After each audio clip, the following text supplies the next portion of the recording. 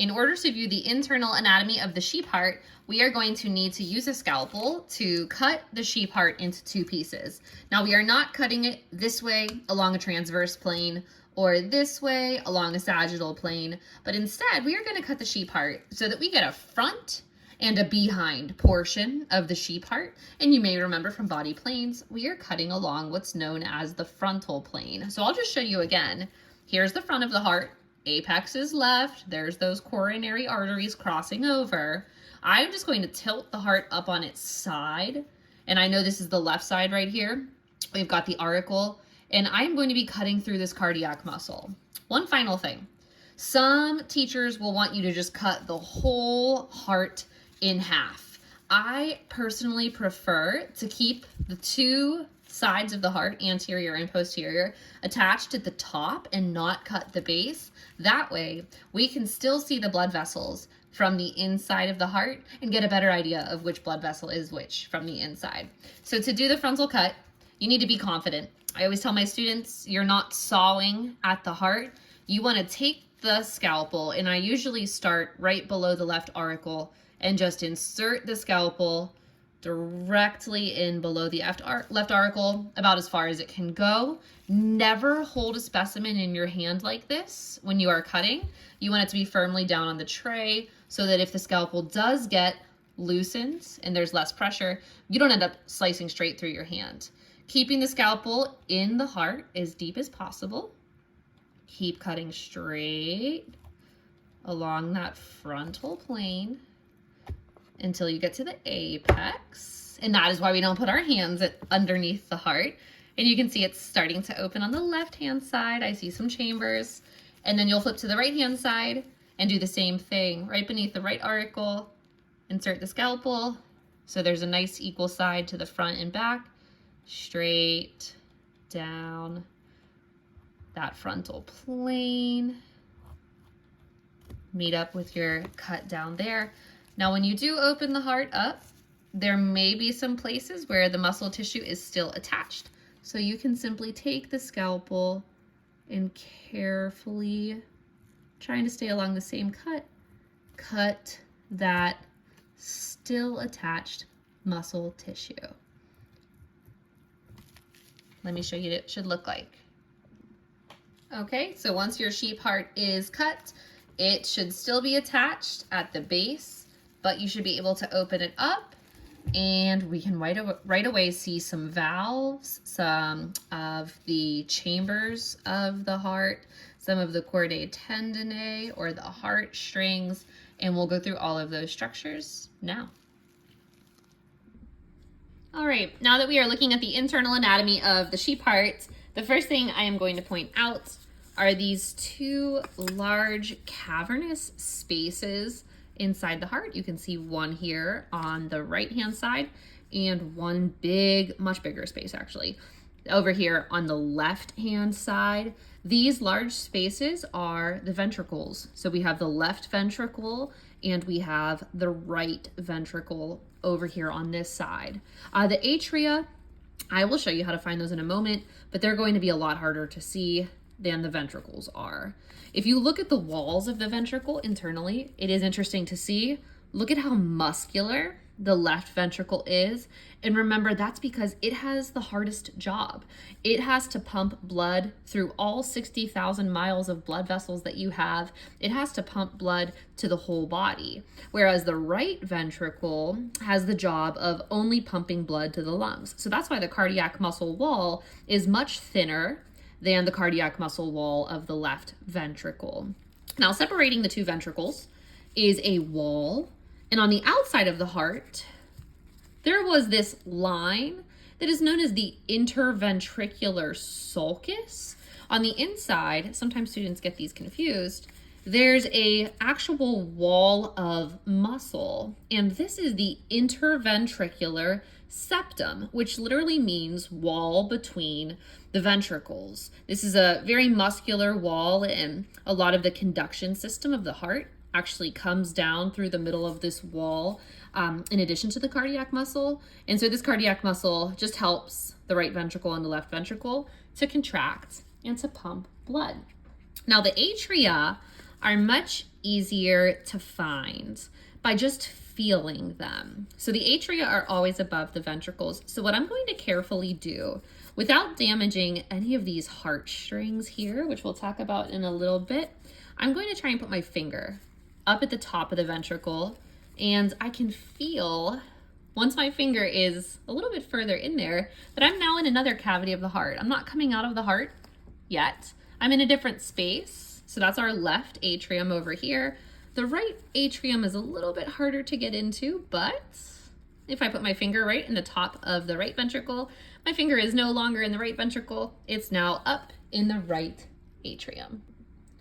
If the chambers of your heart are rooms, then the doors of your heart are these things called valves. And your heart, you probably know at this point, has 4 valves. 2 of them today are going to be easy to see, 2 of them will not. Now, one of the easy ways to find the valves of the heart is to follow the heartstrings. We call these heartstrings chordae tendineae, but valves are really just flaps. So you can see this flap here.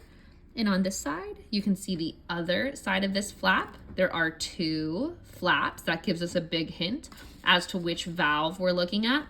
And this is the valve between the left atrium and left ventricle down here.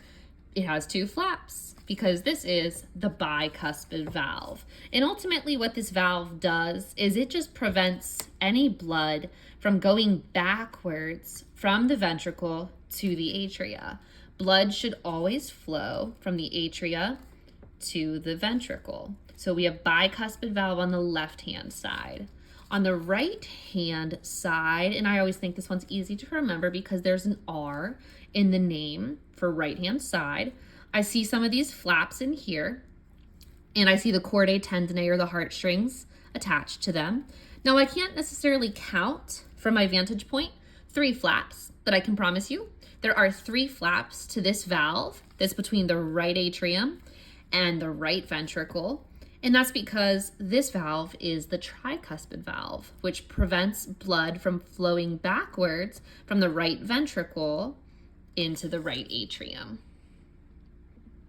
Now, we will not be able to see the pulmonary valve and the aortic valve very well in the sheep heart dissection, but if I had to guess, the pulmonary valve would be somewhere up in the top of the right ventricle, and the aortic valve would be somewhere at the top of the left ventricle, maybe right around here, over here. These valves don't have the chordae tendineae, so they're not as easy to find as the bicuspid and the tricuspid valve. Now, inside the walls of the ventricles, there's a very special type of muscle tissue. It has this ridged, kind of smooth looking appearance, and this is known as papillary muscle. You can see it really well right here. If I move my forceps, papillary comes from the word nipple. So this muscle has this kind of rounded appearance of itself. And this muscle, like all muscles, contracts. And when it contracts, it pulls on the chordae tendineae, which pull on the flaps of the bicuspid and tricuspid valves, and that just enables our valve system to work more efficiently to prevent the regurgitation or backflow of blood in the heart. Just like the left ventricle has papillary muscle, the right ventricle, if I can weasel it open here, also has a significant amount of papillary muscle as well. And lastly, just to reiterate, these strings here are the heartstrings, also known, you can see them in here too, look, as chordae tendineae. Okay, now for an interesting part. We are going to trace the pathway of blood through the heart using pipe cleaners. So in our discussion of the cardiovascular system, red always represents oxygen-rich, oxygenated blood, and blue always represents deoxygenated or oxygen-poor blood. This blood has to go to the lungs. This blood already was at the lungs. So we're going to take this oxygen-rich, representing pipe cleaner, and we're going to thread it through the heart the way oxygenated blood would pass through the heart. So here's a simple question for you. Which side of the heart, the right side or the left side, is actually the side of the heart that passes or carries or pumps oxygenated blood. And hopefully you remembered, that's the left side of the heart. So to show the pathway of blood, we are going to start with a blood vessel. It is this blood vessel right here. Now it's a blood vessel that goes to the heart. So it's a vein because arteries always go away from the heart. And it is a vein that comes from the lungs. So it's not just any vein, but you might remember this is the pulmonary vein. So I'm going to thread my pipe cleaner down the pulmonary vein. And I hopefully will see this pipe cleaner appear exactly where I'd expect it to see it. It's being a little bit stubborn for me. Right, can you see the red starting to appear?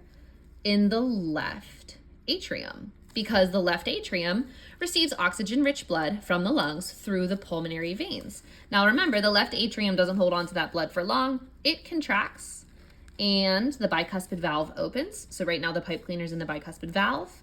That oxygen-rich blood then travels into the left ventricle. So that's where the oxygen-rich blood is right now. And notice it's still up here in the pulmonary vein.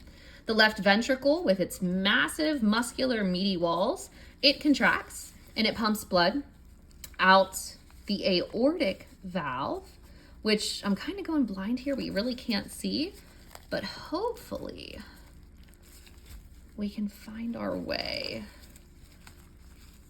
into the aorta. Let's see if we can, get there. Perfect. So right here, we're coming out the aorta. So we went in the pulmonary vein with our oxygen-rich blood that just came from the lungs into the left atrium, through the bicuspid valve, into the left ventricle, through the aortic valve, and now out the aorta. Let's do the same pathway, but with deoxygenated blood in the right side of the heart. Okay, now let's talk about the pathway of oxygen-poor blood through the right side of the heart. Remember, blood becomes oxygen poor when our tissues or our cells use that oxygen to do that process of cellular respiration.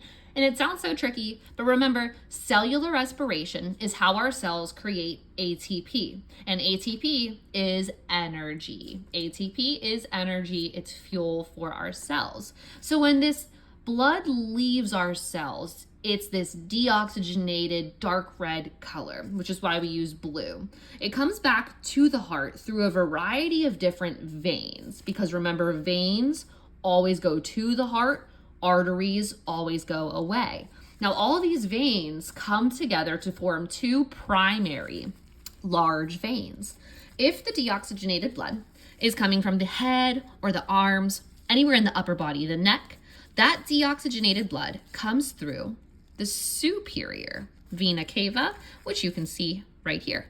If that deoxygenated blood is coming to the heart from the lower body, the legs or the abdomen, it comes through the inferior vena cava. Both of those are veins, both carry deoxygenated blood, and both dump that deoxygenated blood into the right atrium. So, as long as I've identified my veins correctly, when I put the pipe cleaner through the superior or the inferior vena cava, I should end up right in the right atrium. Let's see what we find. All right, let's try this out. So if I take this blue deoxygenated pipe cleaner and put it through the superior vena cava, I'm gonna hold the bottom half of my heart open just because I feel like that'll help it flow better. It's going to push through in the right atrium. The deoxygenated blood then quickly passes through the valve that's located right here. Remember, that is the tricuspid valve. So here comes our deoxygenated blood. Now the deoxygenated blood is inside the lower right chamber or the right ventricle. Now, in this specific heart, I had some trouble finding where the pulmonary valve would be. So if you're doing the pipe cleaner task in your class, here's my advice for you. Before you start just trying to jam the pipe cleaner in anything that looks like an opening, I know that the valve after the right ventricle is the pulmonary valve. And I know from my knowing of the heart that the pulmonary valve comes out the pulmonary artery. right here. That one blood vessel we haven't discussed. So what I would recommend you do is take your forceps and gently put them down the pulmonary valve and find where the tip of the forceps ends up. And while originally I thought maybe the pulmonary valve would be back here, I'm now seeing the tip of my forceps up top here. I don't know if you can see that little shine. That's where our pulmonary valve is going to be. So when the right ventricle contracts, this deoxygenated blood pumps out the right ventricle. Let's see if we can reverse this pathway. It might be a little bit harder to do with a pipe cleaner compared to forceps. And I might even need to use the forceps to kind of fish it through at some point.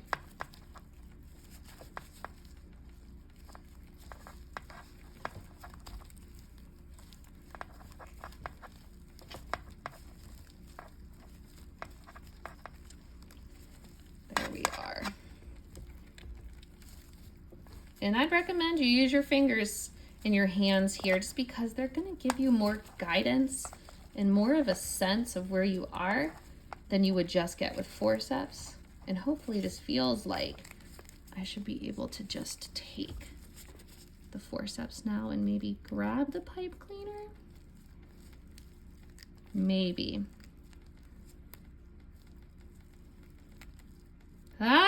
And pull it up through. Wasn't sure if I was gonna get it there. The pulmonary artery. So what I like the pipe cleaner activity, as gross as it is it does give you confirmation of what your blood vessels are. Remember, we've got the pulmonary vein, and we've got the aorta. We've got the superior vena cava back here, and we've got the pulmonary artery. Just to recap the pathway of deoxygenated blood. Deoxygenated blood comes in the superior or inferior vena cava. It enters the right atrium, travels through the tricuspid valve, into the right ventricle, up through the pulmonary valve, and out the pulmonary artery to the lungs. That blood changes from deoxygenated to oxygenated at the lungs, and so it returns to the heart bright red, where it enters the pulmonary vein.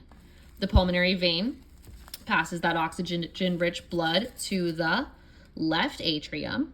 The oxygen-rich blood passes through the bicuspid valve into the left ventricle, and then out the aortic valve and some of the branches of the aorta. And that is the pathway of blood through a sheep heart.